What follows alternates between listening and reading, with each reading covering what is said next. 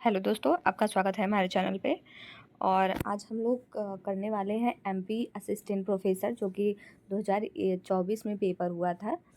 उसी का हम लोग करने वाले हैं प्रैक्टिस सेट नहीं, मतलब कि उसको सॉल्व करने वाले हैं। एक तरीके से अब एग्ज़ाम हो गया है तो प्रैक्टिस ही होगा, क्योंकि आगामी जो एग्ज़ाम है उसमें जो भी प्रीवियस ईयर के क्वेश्चंस रहते हैं उसमें से कोई ना कोई क्वेश्चंस 1, 2, 4 ऐसे ज़रूर बनते हैं। तो हम लोगों को कोई भी अगर एग्ज़ाम देना है तो जितने भी प्रीवियस ईयर में एग्ज़ाम हो चुके हैं प्रीवियस में, चाहे वो एमपी हो, चाहे राजस्थान हो, चाहे यूपी हो, चाहे हरियाणा हो, कहीं का भी, अगर चाहे किसी भी असिस्टेंट प्रोफेसर या टीजीटी, पीजीटी, एलटी ग्रेड या किसी भी चीज़ का जो कि होम साइंस से रिलेटेड है, वो क्वेश्चंस सॉल्व कर लेने चाहिए। क्योंकि हमेशा देखा जाता है कि क्वेश्चंस प्रीवियस ईयर से उठाए जाते हैं, कम से कम 60% तक, 50-60 के लगभग तो ज़रूर ही उठाए जाते हैं। तो इसी को देखते हुए, क्योंकि एग्ज़ाम भी है आगे, 16 तारीख को असिस्टेंट प्रोफेसर का है यूपी, और उसके बाद है टीजीटी पीजीटी का। तो हम लोग प्रैक्टिस सेट इसको कर लेंगे, मतलब प्रीवियस ईयर का ये सॉल्व कर लेंगे। तो चलिए देखते हैं आज कितना हो पाता है। और अगर ये प्रीवियस ईयर आपको देख के अगर अच्छा लगा होगा तो आप लोग इसको शेयर कर दीजिएगा। और अगर अच्छा व्यूज़ और लाइक, व्यूज़ और कमेंट आया तो फिर ये आगे भी करवाया जाएगा। और भी जितने मतलब स्टेट के हैं, जैसे राजस्थान का भी हुआ था उसका, तो उसका भी करवा दिया जाएगा। चलिए स्टार्ट करते हैं। और ये देख लीजिए, हाँ, ये ऐसा पेपर रहता है, पेपर ही है, डायरेक्ट लेके आए हैं। तो यहाँ 3 घंटे का होता है पेपर, 150 अंकों का, 150 कुल प्रश्न रहता है इसमें। और पूर्णांक कितने हैं, तो 600 पूर्णांक रहता है। ये निर्देश है, इसको भी आप लोग देख लीजिएगा, ऐसे ही रहता है पेपर। फिर ये दूसरा पेज है, दूसरे पेज में पहले ऊपर इंस्ट्रक्शन दिए रहते हैं, फिर अब यहाँ से शुरू होता है।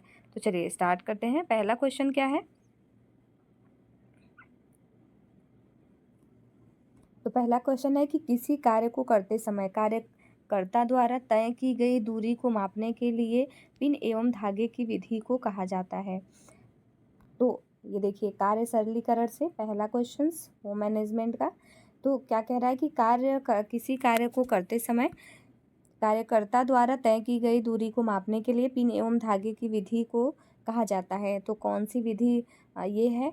ऑप्शन ए है माइक्रो मोशन फिल्म विश्लेषण, ऑप्शन बी है ऑपरेशन चार्ट, ऑप्शन सी है पाथवे चार्ट, ऑप्शन डी है प्रक्रिया चार्ट। बताइएगा। तो इसका राइट आंसर होगा कि जो पिन एवं धागा बोल दिया है, तो पिन धागा किससे रिलेटेड है, तो पाथवे चार्ट से। हम लोग डायरेक्ट कर देंगे पाथवे चार्ट। और ऑपरेशन में देखिए कितने सिंबल्स का प्रयोग किया जाता है ऑपरेशन चार्ट में, तो ये 3, छोटा गोला, बड़ा गोला और चौकोर। ठीक है, अब आप लोग ये बताइएगा कि कौन सा किसका है। और प्रक्रिया चार्ट में 5 चिन्हों का प्रयोग किया जाता है। चलिए नेक्स्ट क्वेश्चन देखते हैं, जल्दी जल्दी हम लोग कर लेंगे। एक्सप्लेन अगर आप बताइएगा तो फिर थोड़ा थोड़ा करवाया जाएगा क्वेश्चंस। दूसरा क्वेश्चन है कि किसने परिवर्तन के वर्गों को 5 भागों में वर्गीकृत किया है जो कार्य पद्धति में सुधार करने के लिए मदद कर सकते हैं। तो परिवर्तन का वर्ग जो है मुंडल ने दिया है। तो डायरेक्ट आंसर कि मुंडल ने दिया है। इसको 5 भागों में वर्गीकृत किया है। उसके बाद इसको 3 भागों में कौन वर्गीकृत किया था, तो ग्रास एवं करेंटल। अब इसके बारे में पूरा आप लोग पढ़ लीजिएगा कि पाँचों में कौन कौन से आते हैं। पांचों परिवर्तन के वर्गों का नाम क्या है, फिर उसके अंतर्गत कैसे कैसे कार्य होते हैं वो। तो इसका राइट आंसर होगा मुंडेल ने परिवर्तन के वर्गों को 5 भागों में वर्गीकृत किया है। नेक्स्ट क्वेश्चन है, देखिए, कार्य सरलीकरण से डायरेक्ट क्वेश्चंस 4 लगातार की प्रक्रिया चार्ट में जो ये चौकोर है सिंबल, ये चिन्ह किस कार्य को दर्शाता है, बताना है। ऑप्शन ए है निरीक्षण, ऑप्शन बी है देरी, ऑप्शन सी है ऑपरेशन, ऑप्शन डी है चाल एवं गति। तो प्रक्रिया चार्ट में 3 सिंबल का यूज किया जाता है। तो इसको किससे दर्शाया जाता है, चौकोर चिन्ह को, तो इसको निरीक्षण से दर्शाया जाता है। चलिए नेक्स्ट क्वेश्चन है कि मुंडेल के द्वारा 1940 में किस विश्वविद्यालय में कार्य सरलीकरण की अवधारणा बताई गई थी। ऑप्शन ए है ऑक्सफोर्ड यूनिवर्सिटी, ऑप्शन बी है टेक्सास विश्वविद्यालय, ऑप्शन सी है पर्ड्यू विश्वविद्यालय, ऑप्शन डी है दिल्ली विश्वविद्यालय। तो मुंडेल के द्वारा जो 1940 में विश्वविद्यालय में कार्य सरलीकरण की अवधारणा दी गई थी, तो वो पर्ड्यू विश्वविद्यालय में दिया गया था। तो आपने देखा कि 4 क्वेश्चंस किससे थे डायरेक्ट, तो ये कार्य सरलीकरण से थे। नेक्स्ट क्वेश्चन है, टिक लग गया है थोड़ा पहले से, तो इसको आप लोग इग्नोर करिएगा, आप लोग अपने से करिएगा और एक बार ध्यान देते जाइएगा पूरे ऑप्शन को। नेक्स्ट क्वेश्चन है 5वां कि घरेलू प्लास्टिक थैली को विघटित होने में कितना समय लगता है। तो जो घरेलू प्लास्टिक की थैली है उसको विघटित होने में कितना समय लगता है, तो ऑप्शन ए है 10 से 20 वर्ष, ऑप्शन बी है 20 से 30 वर्ष, ऑप्शन सी है 40 से 50 वर्ष, ऑप्शन डी है 80 से 90%। तो घरेलू प्लास्टिक थैली को विघटित होने में 10 से 20 वर्ष लगता है। नेक्स्ट क्वेश्चन है कि प्रसार शिक्षा में क्या समस्याएं हैं, प्रसार शिक्षा में क्या समस्याएं हैं, तो इसका राइट आंसर है सभी, कि इसमें लोगों द्वारा नए विचारों को अपनाने में समुचित दृष्टिकोण इसके द्वारा, और बी है महिला प्रसार कर्मियों में असुरक्षा की भावना, ये भी समस्याएं हैं, और सी है प्रसार कार्यकर्ता में क्षेत्रीय कार्य के अनुभव की कमी। तो ये सभी इसके जो प्रसार शिक्षा में समस्या आती हैं, तो ये सभी समस्याएं आती हैं। नेक्स्ट क्वेश्चन देखेंगे 7वां कि प्रसार शिक्षा माध्यम को वर्गीकृत किया जा सकता है। प्रसार शिक्षा माध्यम को वर्गीकृत किया जा सकता है। ऑप्शन ए है प्रशिक्षणार्थियों की संख्या के आधार पर, ऑप्शन बी है शिक्षकों की संख्या के आधार पर, ऑप्शन सी अधिकारियों की संख्या के आधार पर, ऑप्शन डी उपरोक्त में से कोई नहीं। तो प्रसार शिक्षा के माध्यम को वर्गीकृत किया जा सकता है किसके आधार पे, तो प्रशिक्षणार्थियों की संख्या के आधार पे। नेक्स्ट क्वेश्चन है कि प्रसार शिक्षा प्रक्रिया की अनुक्रम होना चाहिए। प्रसार शिक्षा में जो प्रक्रिया का अनुक्रम होता है वो कैसे होना चाहिए, तो इसका आंसर देख लीजिए, बी होगा। इस समस्या का विश्लेषण, पहले किसी भी समस्या का विश्लेषण करेंगे, फिर उसके उद्देश्य व लक्ष्यों का निर्धारण करेंगे, फिर उसका अध्यापन करेंगे, फिर उसके बाद उसका मूल्यांकन, और मूल्यांकन करने के बाद अगर कोई भी चीज़ बचा है तो उस पर पुनर्विचार करेंगे। तो इसका राइट आंसर होगा ऑप्शन बी। नेक्स्ट क्वेश्चन देखते हैं कि चयनात्मक प्रक्रिया को कम करने की योग्यता अधिकतम होती है अंतः वैयक्तिक माध्यम से, ऑप्शन डी है जनसंचार माध्यम से, ऑप्शन सी है समूह संचार माध्यम से, ऑप्शन डी उपरोक्त सभी। तो इसका राइट आंसर है ऑप्शन ए अंतः वैयक्तिक माध्यम से। नेक्स्ट क्वेश्चन है गृह विज्ञान में शिक्षा के बाद गृह विज्ञानी के लिए रोजगार उपलब्ध है। जैसे गृह विज्ञान की अगर शिक्षा कोई भी गृह विज्ञानी ले रही है, होम साइंटिस्ट, तो उसके लिए कौन कौन से रोजगार उपलब्ध हैं, तो ये सभी हैं, जैसे कि परिधान डिज़ाइनर, ऑप्शन बी डाइटिशियन भी बन सकती है, वो प्रसार अधिकारी भी बन सकती है। तो इसका राइट आंसर है उपरोक्त सभी। नेक्स्ट 11वां क्वेश्चन है कि हेयर पिन एवं हेलिकल के प्रकार हैं। हेयर पिन एवं हेलिकल किसके प्रकार हैं, तो ये सेल्वेज के एक प्रकार हैं, हेयर पिन एवं हेलिकल। नेक्स्ट क्वेश्चन है एजोइक डाई को और किस नाम से, किस डाई के रूप में भी जाना जाता है, तो जो एजोइक डाई होता है उसको नेफ्थॉल डाई भी कहते हैं, उसके बाद उसे कूल डाई भी कहा जाता है और आइस डाई भी कहा जाता है। ये जो आइस डाई वाला है वो राजस्थान वाले में पूछा था क्वेश्चन सा, सेम यही एजोइक डाई का ही। अब सोचिए इसमें पूछा है, अब आगे भी कोई भी एग्ज़ाम यूपी का होने वाला है तो उसमें भी पूछ सकता है। और जो ये बाटिक शब्द है वो कहाँ से आया था, इसमें ऐड कर दिए हैं, तो ये जापान का शब्द है जो कि 7वीं शताब्दी में आया था। चलिए नेक्स्ट क्वेश्चन देखिए, 13वां क्वेश्चन है कि चंबा रुमाल कहाँ की पारंपरिक कढ़ाई कला है। तो चंबा कहाँ का है, चंबा रुमाल, तो चंबा रुमाल हिमाचल प्रदेश का है। राजस्थान का क्या है, तो बंधेज है। चलिए नेक्स्ट क्वेश्चन देखते हैं। उसके बाद 14 नंबर का कि छपाई शैली को निम्न प्रकार में वर्गीकृत किया जाता है। छपाई शैलियों को निम्न प्रकार में वर्गीकृत किया जा सकता है, तो इसे प्रत्यक्ष छपाई, डिस्चार्ज छपाई और अवरोधक छपाई के रूप में वर्गीकृत किया जा सकता है।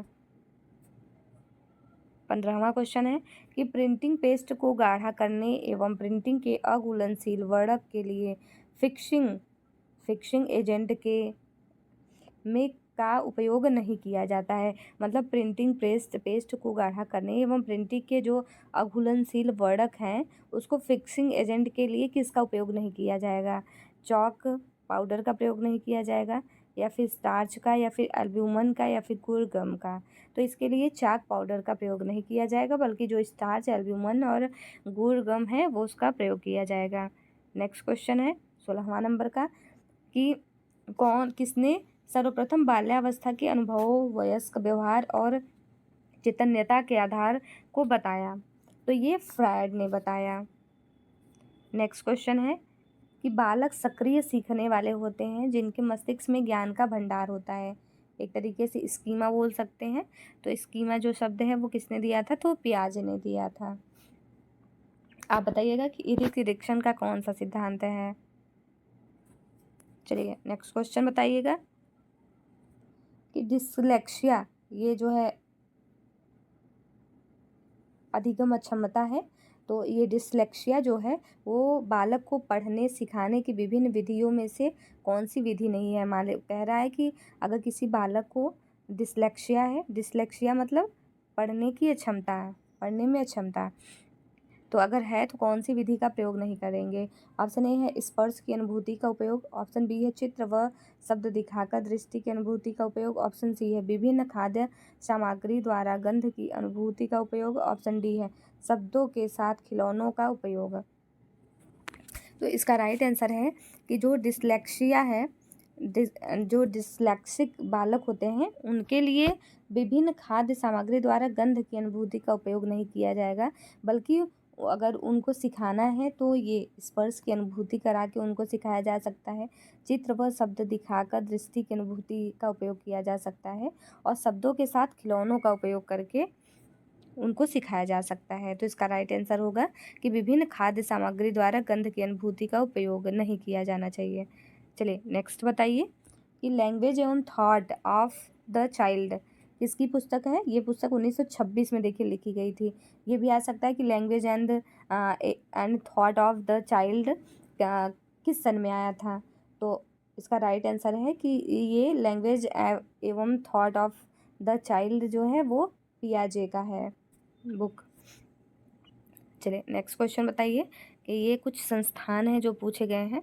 ये भी इम्पॉर्टेंट है ये, क्योंकि बहुत सारे एग्ज़ाम में ये पूछे गए हैं, नेट में भी आता है इसके क्वेश्चंस। तो चलिए मिलान करना है हम लोगों को कि पहला है कि राष्ट्रीय दृष्टिहीन विकलांग संस्थान, और नेक्स्ट है कि अलियावर राष्ट्रीय मूक बधिर, सी है राष्ट्रीय अपंग विकलांग संस्थान, डी है राष्ट्रीय मानसिक विकलांग। तो डायरेक्ट आंसर करते हैं कि जो राष्ट्रीय दृष्टिहीन विकलांग संस्थान है वो कहाँ पे है? तो वो देहरादून में है। और जो अलियावर राष्ट्रीय मूक बधिर संस्थान है वो कहाँ पे है? तो मुंबई में है। और अपंग विकलांग जो संस्थान है वो कहाँ है? कोलकाता में है। और मानसिक विकलांग हैदराबाद में है। तो आप लोग याद कर लीजिएगा इसको। मान लीजिए आप लोगों को याद करना रहेगा तो कैसे, जैसे मूक है, मूक बधिर, तो मुंह से मुंबई हो जाएगा, वहाँ पे है। और जो है दृष्टि विकलांग देहरादून में है, देहरादून में है। उसके बाद जो अपंग विकलांग है वो कहाँ है? तो ये कोलकाता में है।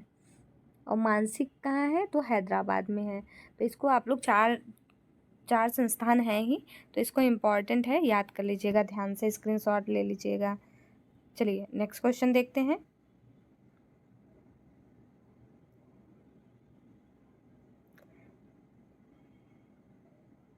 हमने तो इसको थोड़ा ट्रिक से याद किया हुआ है कि जैसे मान लीजिए कि ये मूक बधिर है, तो चलिए जाने दीजिए, अपने से आप लोग जो है ट्रिक बना लीजिएगा, क्योंकि दूसरे का ट्रिक नहीं समझ में आता है, थोड़ा टेढ़ा मेढ़ा ये ट्रिक है, तो आप लोग अपने से देख लीजिएगा।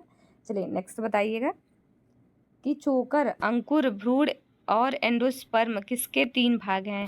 चोकर, अंकुर, भ्रूण और एंडोस्पर्म किसके 3 भाग हैं? तो ये अनाज के दानों के भाग हैं।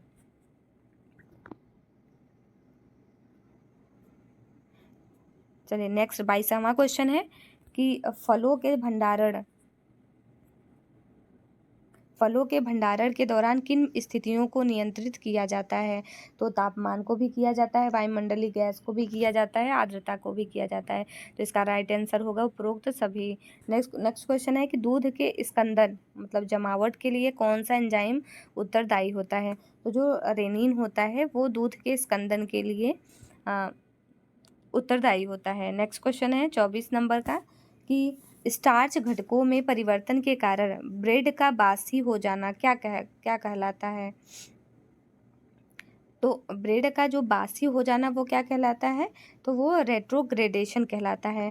और जब रोटी का ब्राउन हो जाता है, जैसे जब रोटी हम लोग सेकते हैं तो उस पर थोड़े ब्लैक ब्लैक स्पॉट जो पड़ते हैं और रोटी ब्राउन होता है तो उसे हम लोग क्या बोलते हैं? डेक्सट्रिनाइजेशन बोला जाता है।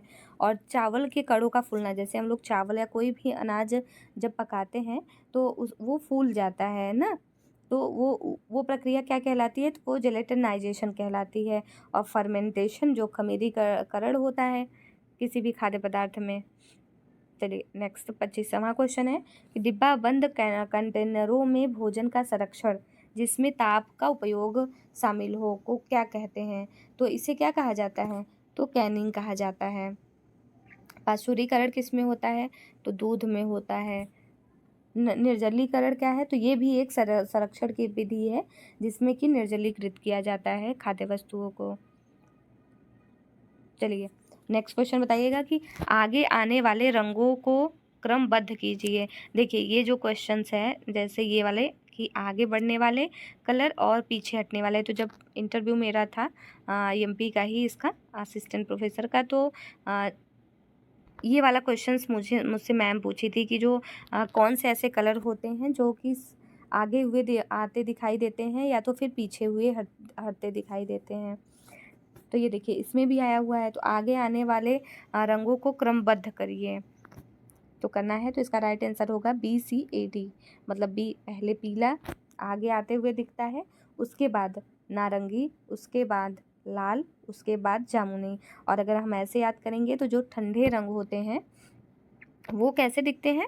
तो वो पीछे हटते हुए दिखते हैं। जैसे कोई भी ठंडा कलर है तो वो कैसा रहेगा?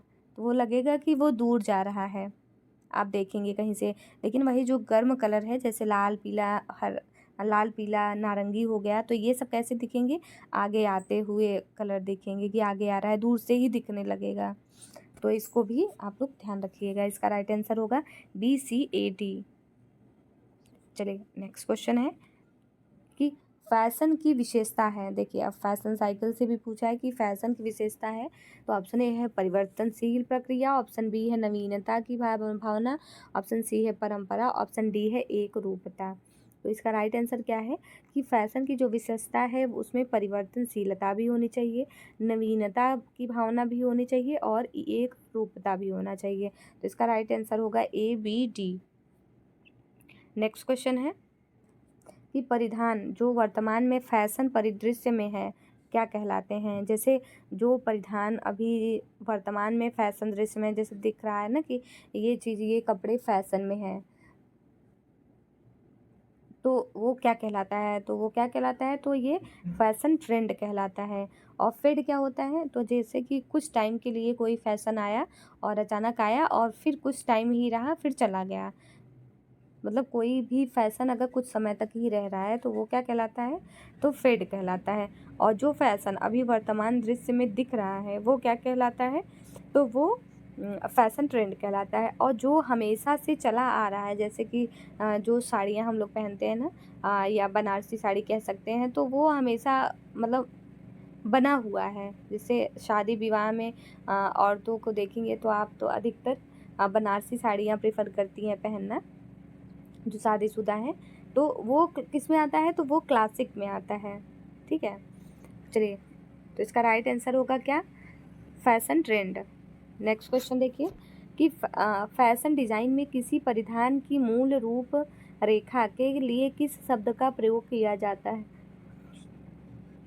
है किसका? ऑप्शन ए है स्टाइल, ऑप्शन बी है पैटर्न, ऑप्शन सी है सिल्यूट, ऑप्शन डी है ये सभी। तो इसका राइट आंसर क्या होगा कि जो फैशन डिजाइन में जब किसी परिधान का जो मूल रेखा होता है, मूल स्वरूप होता है, उसको किस नाम से? तो सिलहटे के नाम से यूज करते हैं। नेक्स्ट 30वां नंबर का क्वेश्चन, ये रेखाएं छोटे कद के व्यक्ति को लंबा दिखाती हैं। जैसे कि कोई भी छोटा व्यक्ति है वो कैसा कपड़ा पहने कि वो लंबा दिखाई दे। जैसे छोटे कद का कोई है तो वो कैसा कपड़ा पहने कि वो लंबा दिखाई दे। तो छोटे कद वाले व्यक्तियों को कैसा पहनना चाहिए, तो लंबवत रेखाओं वाले कपड़े पहनने चाहिए। और जो लंबे वाले हैं उनको कैसा पहनना चाहिए, तो उनको क्षैतिज रेखा वाले कपड़े पहनने चाहिए। नेक्स्ट क्वेश्चन है, देखिए एरिक इरिक्सन से इम्पॉर्टेंट क्वेश्चन किससे ज़रूर बनता है, हर एग्ज़ाम में बनता है, ये CDP का पार्ट है। तो एरिक इरिक्सन ने दिया था, चलिए बताइएगा कि पहचान बनाम पहचान भ्रांति एरिक इरिक्सन सिद्धांत की 5वीं विकासात्मक अवस्था है जो व्यक्ति उम्र में अनुभव करता है। किस उम्र में अनुभव करता है, तो ऑप्शन ए है पूर्व पाठशालीय, ऑप्शन बी है नवजात शिशु, ऑप्शन सी है किशोरावस्था, ऑप्शन डी है वयस्कावस्था। तो जो किशोरावस्था की उम्र होती है उसमें बालक पहचान बनाम पहचान भ्रांति कि उसकी विकासात्मक अवस्था होती है। तो ये एरिक इरिक्सन ने सिद्धांत दिया है। इसका पूरा आप लोग सिद्धांत याद कर लीजिएगा, रट लीजिएगा, एरिक इरिक्सन का जो सिद्धांत दिया है। चलिए नेक्स्ट है, अब ये आ गया, देखिए सिद्धांत से ही क्वेश्चन है, मतलब अगर इसका पैटर्न देखिए एमपी का कि जैसे एक किसी टॉपिक से क्वेश्चन पूछ रहा है, पहला कार्य सरलीकरण से पूछा है तो उसी से लगातार 4 क्वेश्चंस। हमको लग रहा है कि जैसे कि एग्जामिनर जो था वो डायरेक्ट एक पेज उठाया कोई भी टॉपिक, उससे 4 क्वेश्चन, लो भाई, फिर उठाया, लो भाई 4 क्वेश्चन, ऐसे दिया। तो चलिए अच्छा ही है कि एक टॉपिक याद करिए 4 क्वेश्चन सॉल्व। तो देखिए 32 नंबर का कि ब्रोफेन ब्रेनर की पारिस्थितिकी सिद्धांत वह व्यवस्था है जिसमें व्यक्ति रहता है किसमें रहता है, संरचना वह है जिसमें व्यक्ति का परिवार, मित्र, स्कूल एवं पास पड़ोस सम्मिलित है। तो ये देखिए पहला क्वेश्चन तो इसी में है, एक आंसर आपका तैयार हो गया कि ये किसका पारिस्थितिकी सिद्धांत किसका है, तो ये ब्रोफेन ब्रेनर का है। ठीक है, तो इनके जो हैं वो कितने सिस्टम से ये बताए हैं, तो ये 5 बताए हैं। ठीक है, इसको भी देख लीजिएगा। तो सबसे जो नीचे में आता है, अंदर में आता है मैक्रो में ही कौन आता है, तो व्यक्ति का परिवार आता है, मित्र आता है, स्कूल आता है एवं पास पड़ोस आते हैं। नेक्स्ट क्वेश्चन है कि फैशन डिज़ाइन में किसी परिधान की मूल रूपरेखा के लिए किस शब्द का उपयोग किया जाता है, सॉरी ये वाला हो चुका है, इधर का करना है। 33 नंबर का कि संयुक्त राष्ट्र संघ के द्वारा बाल अधिकारों की घोषणा का वर्ष कौन सा था, मतलब संयुक्त राष्ट्र संघ के द्वारा बाल अधिकारों की घोषणा वर्ष कौन सी थी, तो इसका राइट आंसर होगा कि 1959 था। अब आपको क्या करना है कि जो यूएनओ के द्वारा जितने भी वर्ष घोषित किए गए हैं, कि जैसे कि महिला वर्ष हो गया, साक्षरता वर्ष हो गया, तो इन सबको देख लेना है और एक जगह लिख लेना है। नेक्स्ट क्वेश्चन है कि पोक्सो एक्ट अधिनियम कब पारित हुआ था, तो ये कब हुआ था, तो 2012 में हुआ था। अब एक्ट जितने भी हैं उसको भी एक जगह आप लोग तैयार कर लीजिएगा। नेक्स्ट क्वेश्चन है कि परामर्श की प्रक्रिया तभी सुचारू रूप से चलती है जब परामर्शदाता एवं क्लाइंट के मध्य प्रभावी संचार तथा सहयोग का विकास हो। मतलब कोई भी परामर्श की अगर क्रिया हो रही है तो वह कब सुचारू रूप से चलती है, जब कोई अगर परामर्शदाता है तथा जो क्लाइंट है जिसको दे रहा है परामर्श, उसके मध्य प्रभावी संचार में क्या होना चाहिए, तो उसमें विश्वास होना चाहिए तथा उसके साथ साथ सहयोग का विकास हो, तभी परामर्श की क्रिया सुचारू रूप से हो पाएगी। तो इसका राइट आंसर होगा विश्वास। नेक्स्ट क्वेश्चन है कि FSSA फशा, ये जो फशा का फशाई का है, तो उसके अनुसार आयोडीन के फोर्टिफिकेशन का स्तर इससे कम नहीं होना चाहिए। अभी देखिए फोर्टिफिकेशन का हमने अभी पोस्ट किया था कल की आज किया था, तो इसका जो फोर्टिफिकेशन का चिन्ह होता है वो कैसे होता है, तो F+ रहता है ना, फोर्टिफिकेशन का चिन्ह। तो अब ये बताना है कि आयोडीन के फोर्टिफिकेशन का स्तर इससे कम नहीं होना चाहिए, तो 30 ppm से कम नहीं होना चाहिए। अब आयोडीन में किसका फोर्टिफिकेशन किया जाता है ये बताना है आपको, तो आप कमेंट बॉक्स में कमेंट करिएगा। मैं उसमें बल्कि पूछी भी हूँ कि आयोडीन में किसका फोर्टिफिकेशन किया जाता है, और दूध का फोर्टिफिकेशन उसमें था कि दूध में किसका फोर्टिफिकेशन होता है, तो विटामिन ए का होता है। अब आप लोग जो है कमेंट ज़रूर करिएगा कि आयरन में किसका फोर्टिफिकेशन होता है, सॉरी आयोडीन में। चलिए 37 नंबर का क्वेश्चन कि संस्थागत खाद्य सेवा में खाद्य भंडारण और उपयोग के संबंध में FIFO जिसे क्या कहते हैं, फर्स्ट, FIFO को क्या बोलते हैं, तो फर्स्ट इन फर्स्ट आउट, मतलब पहले कोई चीज़ अगर आया है तो वो पहले जाएगा, पहले बाहर आएगा। तो इसका अर्थ क्या है, तो पहले अंदर और पहले बाहर। चलिए नेक्स्ट 38 नंबर का कि खराब होने वाले खाद्य पदार्थों के लिए तापमान खतरा क्षेत्र क्या है जहां बैक्टीरिया तेजी से वृद्धि करेगी, तो इसका राइट आंसर है कि 41 डिग्री फ़ारेनहाइट से 140 डिग्री फ़ारेनहाइट पर बैक्टीरिया तेजी से वृद्धि कर सकती है। नेक्स्ट क्वेश्चन है कि खाद्य सेवा व्यवस्था में व्यक्तिगत स्वच्छता का प्राथमिक उद्देश्य क्या है।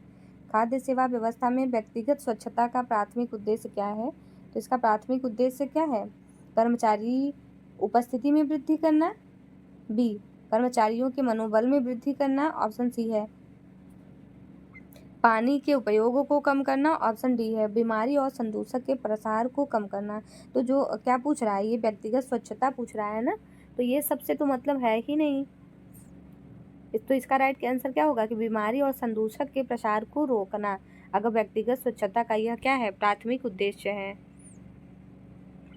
46वां नंबर का क्वेश्चन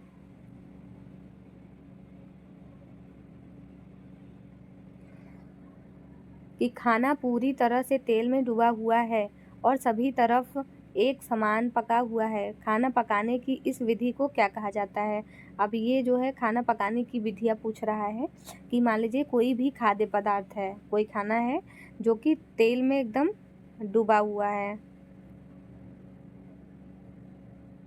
ये खाद्य पदार्थ है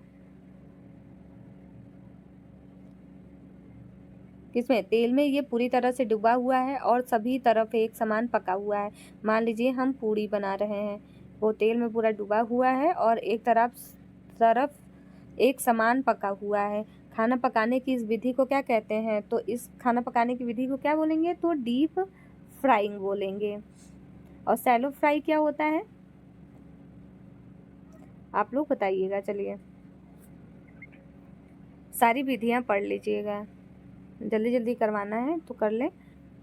वृद्धि और विकास के सिद्धांत हैं, बताइएगा वृद्धि और विकास के सिद्धांत हैं। ऑप्शन ए है विकास कभी भी एक दर्रे पर नहीं चलती है, ऑप्शन बी है व्यक्तिगत भिन्नता का सिद्धांत, ऑप्शन सी है विकास परिपक्वता और सीखने की परस्पर प्रक्रिया का सिद्धांत, ऑप्शन डी है विकास सामान्य से विशिष्टता की ओर बढ़ता है। तो इसका राइट आंसर क्या होगा, तो ये नहीं होगा, ऑप्शन ए, मतलब विकास कभी भी एक दर्रे पर नहीं चलती है, ऐसा थोड़ी है। विकास एक क्रमिक क्रिया है ना, वो क्रम से चलता है। तो और ये सब सही है कि व्यक्तिगत भिन्नता का सिद्धांत वृद्धि एवं विकास में होता है, और विकास परिपक्वता और सीखने का परस्पर क्रिया है, और विकास सामान्य से विशिष्ट की ओर बढ़ता है। तो इसका राइट आंसर होगा B C D. Next question है कि ब्लास्टोसिस्ट का गर्भाशय की परत में गहराई तक धंसना कहलाता है, क्या कहलाता है, तो ये इम्प्लांटेशन कहलाता है। नेक्स्ट क्वेश्चन है वंशानुक्रम की प्रक्रिया में पुरुष और स्त्री के प्रत्येक कोष में कितने गुणसूत्र होते हैं, तो कोई 46 गुणसूत्र लगा दिए थे, जबकि ऐसा नहीं होगा, क्योंकि वो पूछ रहा है कि वंशानुक्रम की प्रक्रिया में ना, तो वंशानुक्रम की प्रक्रिया में तो पुरुष का और स्त्री का दोनों का कितना रहेगा, तो 23 जोड़ा पुरुष का रहेगा और 23 जोड़ा ही किसका रहेगा, 23 मतलब जोड़ा नहीं, 23 गुणसूत्र किसका रहेगा, पुरुष का रहेगा, और 23 गुणसूत्र महिला का रहेगा। तभी तो एक बच्चे में कितना होगा, 46, मतलब 23 जोड़े को क्रोमोसोम्स होंगे, है ना। तो इसका राइट आंसर होगा 23। अगर एक किसी भी एक पर्सन में, पर्टिकुलर पर्सन में अगर पूछ लेता कि एक व्यक्ति में कितने गुणसूत्र पाए जाते हैं, तो 23 गुणसूत्र पाए जाते हैं। 23 मतलब क्या बोलते हैं उसको, 46 गुणसूत्र पाए जाते हैं। चलिए नेक्स्ट बताइएगा कि 44वां नंबर का, कि एक बच्चे में केंद्र से परिधि तक का विकास की दिशा का सिद्धांत क्या है।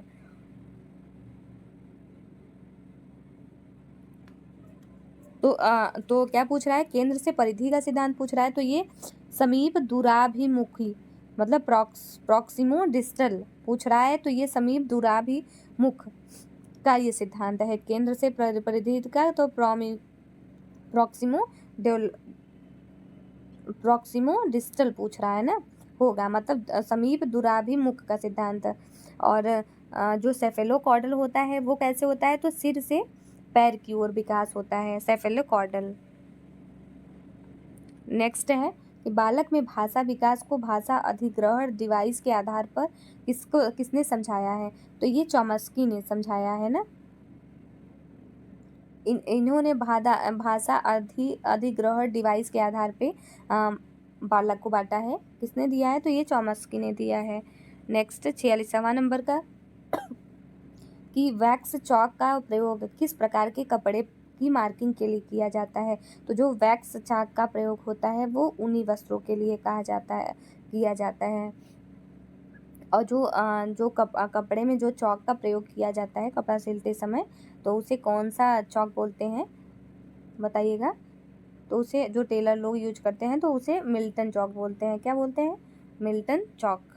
चलिए नेक्स्ट क्वेश्चन 47 नंबर का, कि सिलाई मशीन का कौन सा पुर्जा कपड़े को आगे खिसकाने का कार्य करता है।